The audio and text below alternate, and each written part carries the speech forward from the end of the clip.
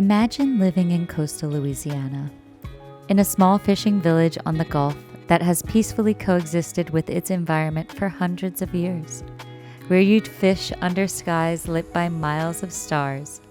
Your boat is now only lit by the glowing flare at the methane gas plants. Where the smell of the sea and fresh air once was, now noxious chemicals permeate the air.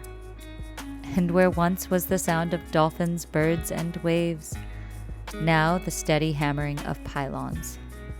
This is true for Louisiana fisher families who are losing their way of life and their heritage.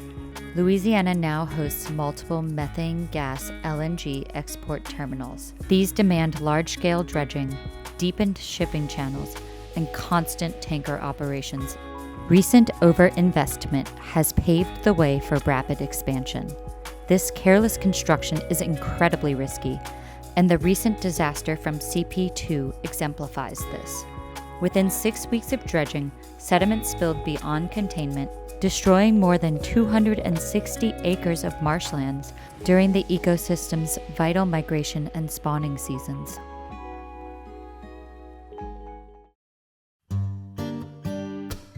It's literally killing everything. Everything's dead. Everything's smothered in mud. We have well over 100,000 of them dead and dying. They're dying as you take them out of the water. Today, we are here in the beautiful marshlands of Cameron Parish, Louisiana. Right now, these marshlands are under siege by the great LNG build-out, liquefied natural gas, which freezes methane to negative 260 degrees, exports it around the world from Cameron Parish. This is the biggest fossil fuel build-out in the world of our lifetime, and all of this is at risk. It's LNG over there. This is CP2. That's all this is CP2, all the way around. I've been doing this for like 48, 50 years, making a living doing this. We have really good times, like going shrimping, and you go before the sun sets and watch it, and shrimp all night and watch the sun come up in the morning. Beautiful, you know? Your own boss, your own boat, your own tongues, you know what I'm saying? But if we don't stick together in Cameron, all that's gonna be gone. You best believe them plants want it gone.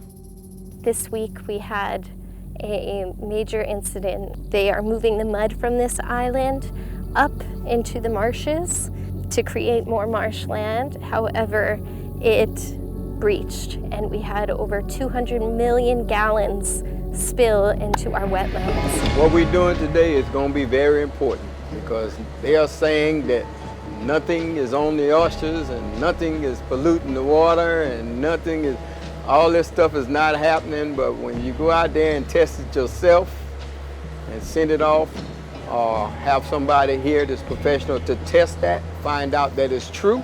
We're going to try this. We don't know what it's going to do, how it's going to work yet, but we're going to try this invention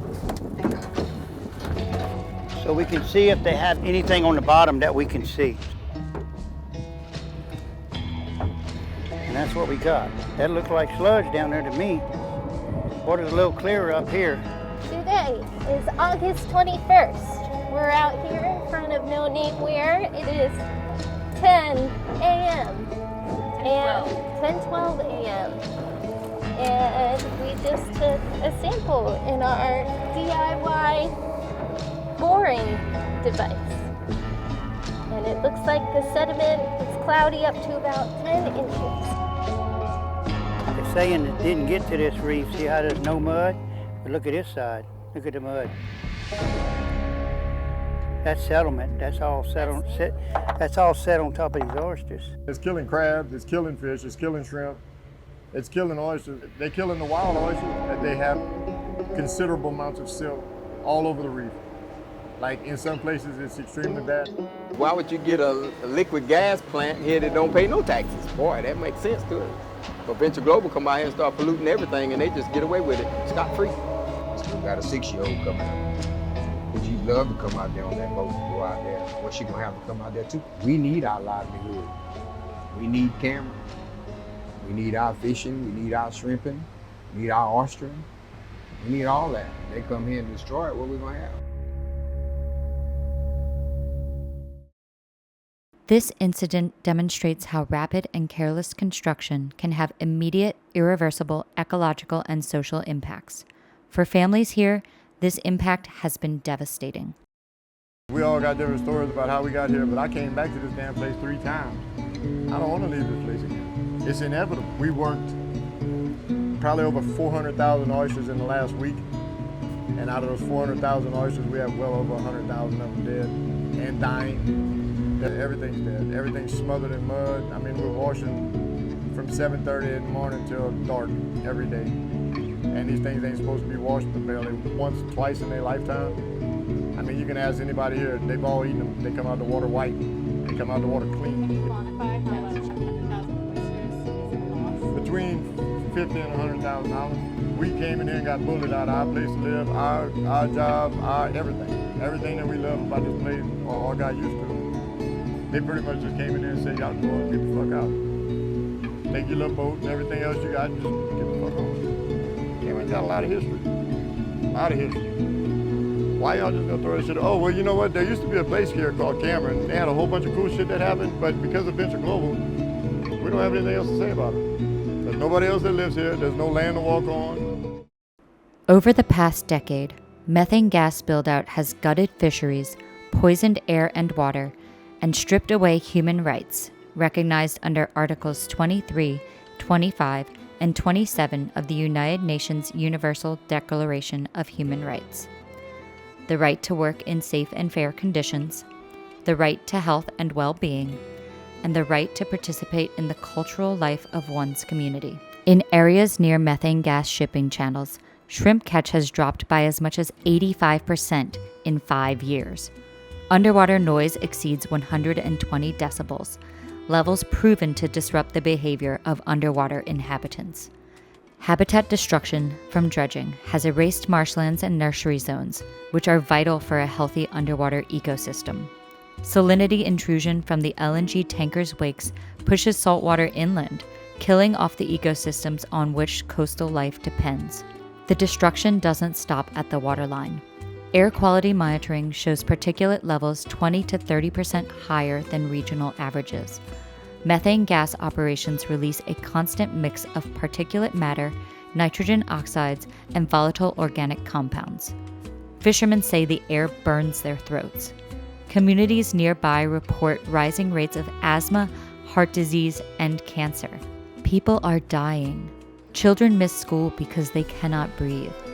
These are not isolated cases. This is a pattern, a public health crisis growing alongside every new methane gas export terminal. The pattern is clear. Methane gas expansion undermines human rights, public health, and climate goals, all in one stroke. For vulnerable coastal communities and for fisheries worldwide, the only responsible path forward is to stop methane gas expansion now. At COP30, the world's policymakers, investors, and negotiators have a choice. Continue subsidizing an industry that destroys life, or invest in more sustainable strategies for the future. While the assumption is that demand for methane gas is rising, recent analysis shows that demand is globally weakening from an excess and glut. Divesting from methane gas is not only a strong long-term business strategy, it is a moral obligation to defend human rights, protect public health, and safeguard the world's remaining fisheries.